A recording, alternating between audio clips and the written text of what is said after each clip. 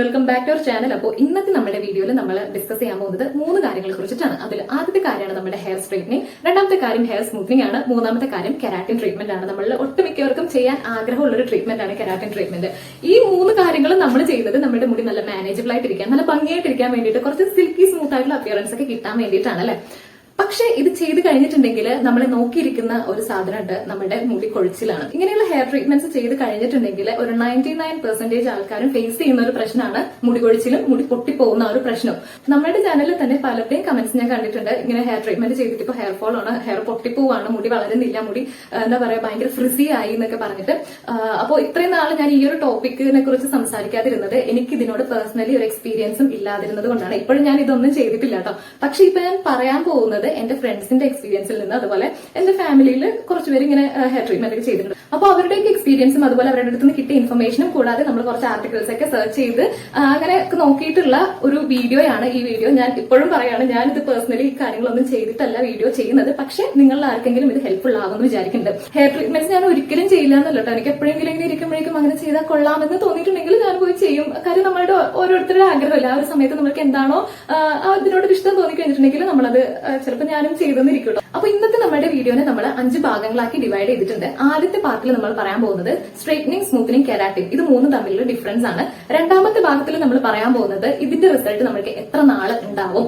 മൂന്നാമത്തെ ഭാഗത്തിൽ ഇതിന്റെ നല്ലതും ചീത്തയായിട്ടുള്ള കാര്യങ്ങളായിരിക്കും പറയുന്നത്. നാലാമത്തെ ഭാഗത്തിൽ എന്തുകൊണ്ടാണ് നമ്മൾ ഇങ്ങനെ ഹെയർ ട്രീറ്റ്മെന്റ്സ് ചെയ്ത് കഴിഞ്ഞിട്ടുണ്ടെങ്കിൽ നമ്മൾക്ക് ഹെയർ ഫോൾ ഉണ്ടാവുന്നത് എന്നുള്ളതാണ്. അഞ്ചാമത്തെ കാര്യം ഏറ്റവും ലാസ്റ്റ് ആയിട്ട് നമ്മൾ പറയാൻ പോകുന്നത് ഇങ്ങനെ ഹെയർ ഫോൾ വന്നു കഴിഞ്ഞിട്ടുണ്ടെങ്കിൽ നമ്മൾക്ക് അതിനെ കുറയ്ക്കാൻ പറ്റും, അല്ലെങ്കിൽ പഴയ മുടിയുടെ ഒരു തിക്നെസ്സിലേക്ക് നമ്മൾക്ക് നമ്മളുടെ അപ്പുള്ള ഒരു മുടിനെ കൊണ്ട് എത്തിക്കാൻ പറ്റുമോ എന്നുള്ളതാണ് നമ്മൾ പറയാൻ പോണേ കേട്ടോ.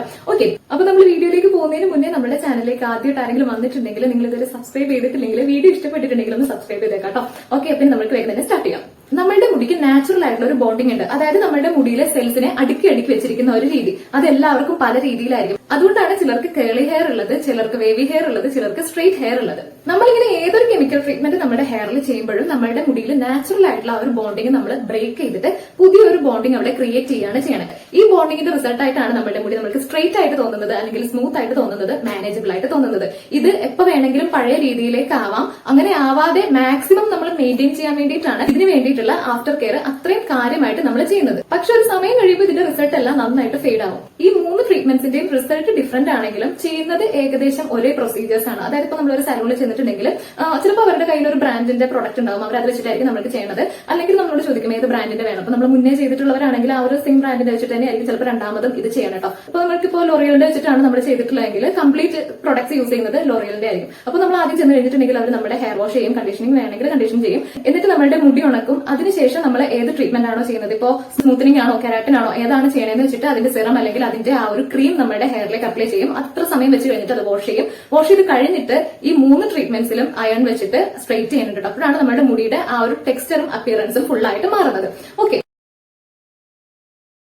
ഹെയർ സ്ട്രെയിറ്റനിങ്ങിനെ തന്നെയാണ് നമ്മൾ ഹെയർ റീബോണ്ട് ചെയ്യാന്ന് പറയുന്നത്, ഹെയർ റീബോണ്ടിങ് എന്ന് പറയുന്നത് കേട്ടോ. കാര്യം നമ്മുടെ ഹെയറിന് ഒരു ബോണ്ടിങ് ഉണ്ട് എന്ന് പറഞ്ഞില്ലേ, ആ ബോണ്ടിങ്ങിനെ നമ്മൾ ഒന്ന് മാറ്റി പുതിയൊരു ബോണ്ടിങ് കൊടുക്കുന്നു. അതാണ് നമ്മളെ ഹെയർ ബോണ്ടിങ് അല്ലെങ്കിൽ റീബോണ്ടിങ് എന്ന് പറയുന്നത്. സംഭവം രണ്ടും ഒന്ന് തന്നെ കേട്ടോ.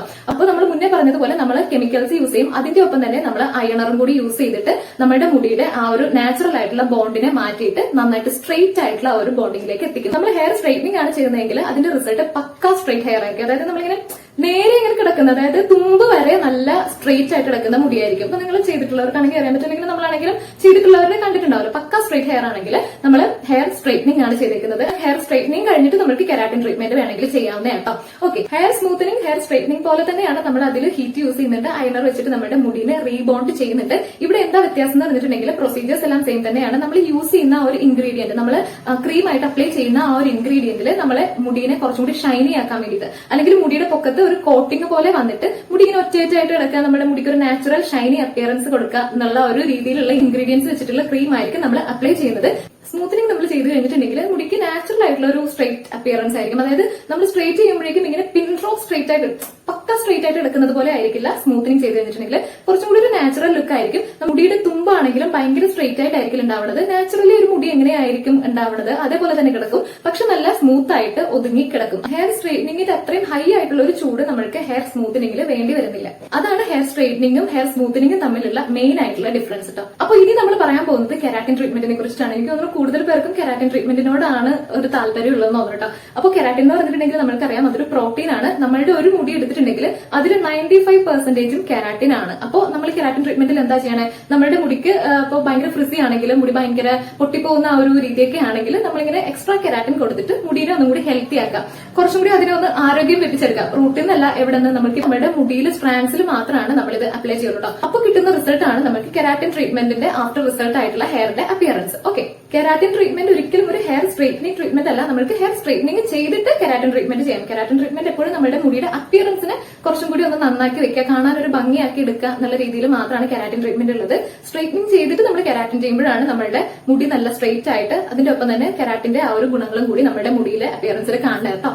നമ്മളിങ്ങനെ ഓരോ ട്രീറ്റ്മെന്റ് ചെയ്യുമ്പോഴും നമ്മൾ യൂസ് ചെയ്യുന്ന ഒരു ക്രീമിൽ ഫോർമാൽഡിഹൈഡിന്റെ കണ്ടന്റ് ഉണ്ട്.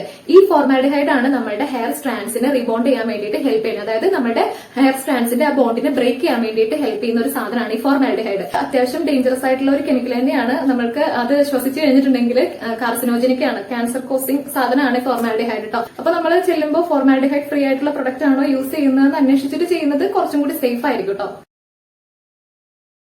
നമ്മൾ പെർമനന്റ് ഹെയർ സ്ട്രെയിറ്റനിങ് ആണ് ചെയ്തേക്കുന്നതെങ്കിൽ നമ്മുടെ മുടി വളർന്ന് അത് പോകുന്നവരെ, അതായത് നമ്മളത് വെട്ടി അത് പോകുന്നവരെ ആ ഒരു സ്ട്രെയിറ്റനിങ് എഫക്ട് നമ്മുടെ മുടിയിൽ ഉണ്ടാവും. അപ്പോൾ ആ ചെയ്ത അത്രയും മുടിയിൽ മാത്രം. പുതിയതായിട്ട് നമ്മുടെ ഇവിടുന്ന് വരുന്ന മുടി, വളരുന്ന മുടിക്കൊക്കെ നമ്മുടെ ഒറിജിനൽ മുടിയുടെ ടെക്സ്ചർ ആയിരിക്കും. അതായത് ചുരുണ്ടതാണെങ്കിൽ ചുരുണ്ടിരിക്കും, ബാക്കി നമ്മൾ സ്ട്രെയിറ്റ് ചെയ്ത ഭാഗത്ത് അങ്ങനെ സ്ട്രെയിറ്റ് ആയിട്ടുള്ളതായിരിക്കും ഉണ്ടാവുന്നത്. ആ സമയത്ത് നമ്മുടെ മുടിയുടെ കണ്ടീഷൻ എങ്ങനെയാണെന്ന് നോക്കിയിട്ട് അപ്പൊ നമ്മളും കംഫർട്ടബിൾ ആണെങ്കിൽ നമുക്ക് വീണ്ടും ഹെയർ സ്ട്രെയിറ്റനിങ് ചെയ്യാം.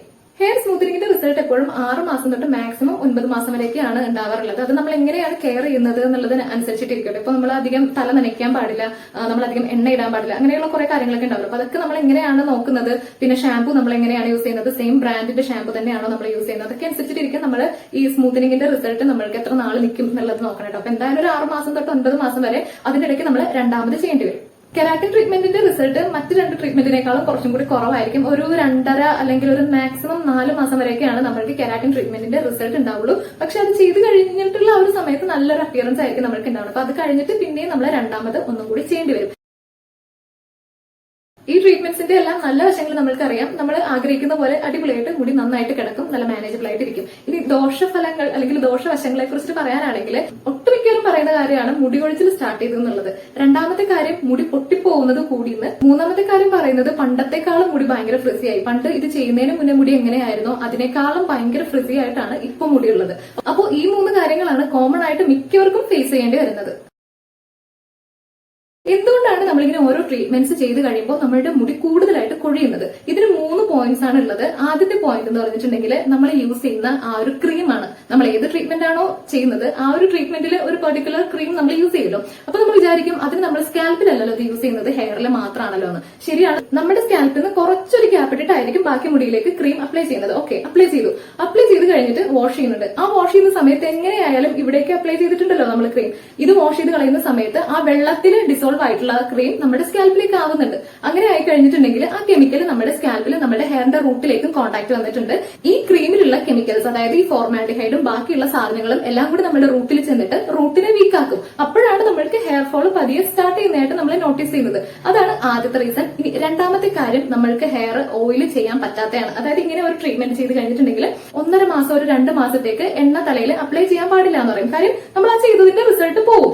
ഇങ്ങനെ നമ്മൾ ഇത്രയും നാളെ എണ്ണ ഇടാതെ ഇരുന്ന് കഴിയുമ്പോഴേക്കും നമ്മുടെ മുടിക്ക് നാച്ചുറൽ ആയിട്ട് കിട്ടേണ്ട കുറച്ച് ന്യൂട്രിയൻസ് കിട്ടാണ്ടാവും. ഇപ്പൊ ഇനി എണ്ണ യൂസ് ചെയ്യാത്തവരാണെങ്കിൽ കൂടെയും നമ്മൾ ആദ്യം തന്നെ ആ ഒരു ട്രീറ്റ്മെന്റ് ചെയ്ത സമയത്ത് ആ ഒരു ക്രീമിലിട്ടായ കെമിക്കൽസ് ഓൾറെഡി നമ്മുടെ റൂട്ട്സിലേക്ക് ചെന്നിട്ട് അവിടെ റിയാക്ഷൻ നടന്നിട്ടുണ്ട്. അപ്പൊ അവിടെ എന്തായാലും റൂട്ട് വീക്ക് ആയിട്ടുണ്ട്. അപ്പൊ ഇനി മൂന്നാമത്തെ ഒരു പോയിന്റ് എന്ന് പറഞ്ഞിട്ടുണ്ടെങ്കിൽ നമ്മൾ ഇങ്ങനെ ഒരു ട്രീറ്റ്മെന്റ് ചെയ്ത് കഴിഞ്ഞിട്ടുണ്ടെങ്കിൽ എപ്പോഴും നമ്മൾക്ക് ഹെയർ വാഷ് ചെയ്യാൻ പറ്റില്ല. നമ്മൾക്ക് ഒരു ഇന്റർവെൽ, ഒരു ഗ്യാപ്പ് ഇട്ടിട്ടായിരിക്കും നമ്മൾക്ക് എപ്പോഴും ഹെയർ വാഷ് ചെയ്യേണ്ടത്. ഇങ്ങനെ ഹെയർ വാഷ് ചെയ്യുമ്പോഴേക്കും നമ്മൾ യൂസ് ചെയ്യേണ്ട ഷാമ്പൂവും കണ്ടീഷണറും ഉണ്ടാവും. അതെപ്പോഴും നമ്മൾ യൂസ് ചെയ്ത ഒരു ബ്രാൻഡിന്റെ ഷാമ്പൂ കണ്ടീഷണറും ആയിരിക്കും നമ്മൾ യൂസ് ചെയ്യണേ. പക്ഷേ നമ്മൾ എണ്ണ ഇടാതെ ഈ ഷാമ്പൂവും കണ്ടീഷണറും നമ്മൾ മുടിയിൽ യൂസ് ചെയ്യുന്നതുകൊണ്ട് വലിയ കുഴപ്പമില്ല. പക്ഷെ സ്കാൽപ്പിൽ യൂസ് ചെയ്ത് കഴിഞ്ഞിട്ടുണ്ടെങ്കിൽ പ്രശ്നമാവാനുള്ള ചാൻസ് ഉണ്ട്. കാര്യം അവിടെ ഓയിൽ ഇല്ല. നമ്മുടെ സ്കാൽപ്പ് ഓട്ടോമാറ്റിക്കലി അവിടെ കുറച്ച് ഓയിൽ ഉണ്ടാക്കുന്നുണ്ട്. പക്ഷെ അത് ഭയങ്കര ലൈറ്റ് വെയിറ്റ് ആയിട്ടുള്ള ഓയിൽ ആയിരിക്കും. അപ്പൊ നമ്മൾ ഇത്ര ഹാർഷ് ആയിട്ടുള്ള ഒരു ഷാമ്പൂ നമ്മുടെ തലയിൽ, നമ്മുടെ സ്കാൽപ്പിൽ യൂസ് ചെയ്ത് കഴിഞ്ഞിട്ടുണ്ടെങ്കിൽ ആ ഓയിൽ കംപ്ലീറ്റ് ആയിട്ട് പോകും. നമ്മുടെ സ്കാൽപ്പ് ഡ്രൈ ആവും. നമുക്ക് എക്സ്ട്രാ വേറെ ഓയിലൊന്നും കൊടുക്കാൻ പറ്റില്ലല്ലോ. അങ്ങനെ നമ്മുടെ സ്കാൽപ്പ് ഡ്രൈ ആവും, നമ്മുടെ ഹെയറിന്റെ റൂട്ട് വീക്ക് ആവും. അങ്ങനെ നമ്മൾക്ക് ഹെയർ ഫോൾ ഉണ്ടാവും. ഇങ്ങനെ വരുന്ന ഒരു ഹെയർ ഫോൾ നമുക്ക് കംപ്ലീറ്റ്ലി മാറ്റി അല്ലെങ്കിൽ നമ്മുടെ മുടിയുടെ പഴയ ആ ഒരു തിക്നെസ്സിലേക്ക് മുടി എത്തിക്കുക എന്നുള്ളത് കുറച്ച് പണിയായിട്ടുള്ള കാര്യമാണ്. എന്താന്ന് വെച്ചാൽ നമ്മുടെ ഹെയറിന്റെ റൂട്ട്സിലാണ് പ്രശ്നമായിട്ടുള്ളത്. നമ്മുടെ റൂട്ട്സ് ആണ് ഇനാക്ടിവേറ്റ് ആയിട്ട് പോയിട്ടുള്ളത്. അവിടെ പുതിയ മുടി മുളയ്ക്കാൻ വേണ്ടിയിട്ടുള്ള ഫോളിക്കിൾസ് ഒക്കെ ചിലപ്പോൾ ഡെഡ് ആയി പോയിട്ടുണ്ടാവും, ചിലപ്പോൾ ഇനാക്ടിവേറ്റ് ആയി പോയിട്ടുണ്ടാവും. അപ്പോൾ കുറച്ചിങ്ങനെ ഇനാക്ടിവേറ്റ് ആയിട്ട് നിൽക്കുന്ന ആ ഒരു സെൽസിന് നമ്മൾക്ക് കൂടുതലായിട്ട് കുറച്ച് ന്യൂട്രീഷൻ ഒക്കെ കൊടുത്തു കഴിഞ്ഞിട്ടുണ്ടെങ്കിൽ ഒന്ന് ആക്റ്റീവ് ആക്കി എടുക്കാം.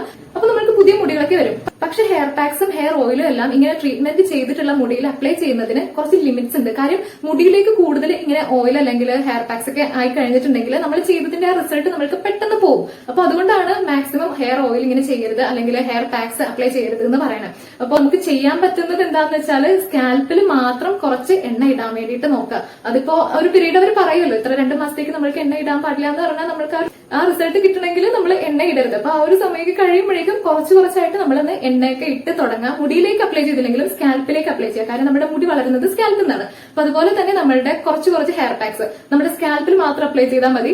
അങ്ങനെയുള്ള കാര്യങ്ങൾ ചെയ്താൽ മാത്രമാണ് നമ്മൾക്ക് മുടിയെ ഒന്ന് പിടിച്ചു നിർത്താൻ പറ്റുള്ളൂ. ഇപ്പൊ വീക്ക് ആയിട്ടുള്ള റൂട്ട്സ് ആണെങ്കിൽ നമ്മുടെ മുടി എന്തായാലും പോയി തീരണം, പുതിയത് നല്ല റൂട്ടായിട്ടുള്ളത് തിരിച്ചു വരണം, അല്ലെങ്കിൽ ആ റൂട്ടിന് നമ്മൾ സ്ട്രോങ് ആക്കണം. അപ്പൊ നമ്മൾ ഹെയർ ഓയിലിംഗ് ചെയ്യണം. ഇങ്ങനെ എക്സ്ട്രാ എന്തെങ്കിലും ഹെയർ പാക്സും കാര്യങ്ങളൊക്കെ യൂസ് ചെയ്യണം. പാക്സ് ഒക്കെ യൂസ് ചെയ്യുമ്പോഴേക്കും ലൈറ്റ് ആയിട്ട് ലൂസ് ആയിട്ടൊക്കെ യൂസ് ചെയ്യാം. അപ്പൊ നമ്മൾ അത് വാഷ് ചെയ്ത് കളയുമ്പോഴും അത്രയും ബലം കൊടുത്ത് വാഷ് ചെയ്ത് കളയേണ്ടി വരില്ല. പിന്നെ ഈ ഓയിലിംഗും പാക്സും കാര്യങ്ങളൊക്കെ യൂസ് ചെയ്യുന്നതെല്ലാം നമ്മളുടെ പേഴ്സണൽ ഇഷ്ടമാണ്. കാര്യം നമ്മൾ ഇത്ര പൈസ കൊടുത്ത് മുടിക്കുന്ന നന്നായിട്ട് കിടക്കാൻ വേണ്ടിയിട്ട് ഈ ഒരു ട്രീറ്റ്മെന്റ് ഒക്കെ ചെയ്തിട്ട് ഇങ്ങനെ എണ്ണയും പാക്സ് ഒക്കെ ഇട്ട് അത് പെട്ടെന്ന് ഇല്ലാണ്ടാക്കണോ അല്ലെങ്കിൽ ആ ഒരു എഫക്ട് പെട്ടെന്ന് കുറയ്ക്കണോ എന്ന് നമ്മൾ വിചാരിക്കും.